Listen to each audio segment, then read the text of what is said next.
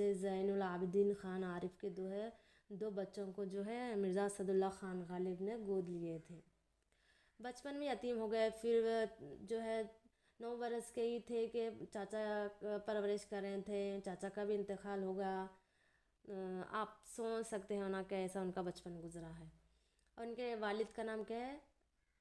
Ubaidullah bank Khan है। Okay.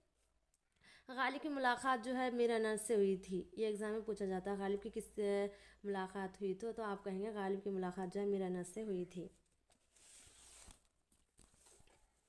अंग्रेज़ी हुकूमत से गालिब को 700 रुपये सालाना पेंशन मिलती थी। कितने मिलती थी? एग्ज़ाम में पूछा जाता है। अंग्रेज़ी हुकूमत से गालिब को जो है 700 रुपये सालाना पेंशन मिलती थी। बहादुर शाह जफ़र की तरफ से भी जो है गालिब को 50 रुपये माहाना मिलते थे।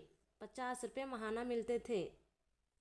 और इसी तरह नवाब रामपुर की सरकार से गालिब को 100 रुपये माहाना मिलते थे। गालिब ने शायरी में जो है रोशनी अख्तियार की। ओके। वो जो है गज़ल गो शायर हैं और जो है इन्होंने नसर में भी बहुत अच्छा इम्तियाज़ मुक़ाम हासिल किया। गालिब ने फ़ारसी में जो है शायर किए। जो है उर्दू से ज़्यादा इन्हें फ़ारसी कलम पसंद था। ओके। इसका आगाज़ कब किया है? 1827 में किया। ओके। 1826 और या फिर 1827 में जो है फ़ारसी का जो है शायर का आगाज़ किया इन्होंने। गालिब ने अपनी किताब महर निमरोज़ में जो है बहादुर शाह ज़फ़र की तरफ खिताब करके ज़ाहिर किया।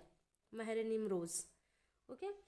गालिब ने एक जगह लिखा है जिस बहर में कोई इस्म या लफ्ज़ ना हो ना इसकी तदाबीर खानखाई और फिरदौसी से भी ना होगी। अब देखते हैं मिर्ज़ा असदुल्ला खान गालिब की जो अलक़ाब व खिताबत, अलक़ाब, लक़ब और खिताब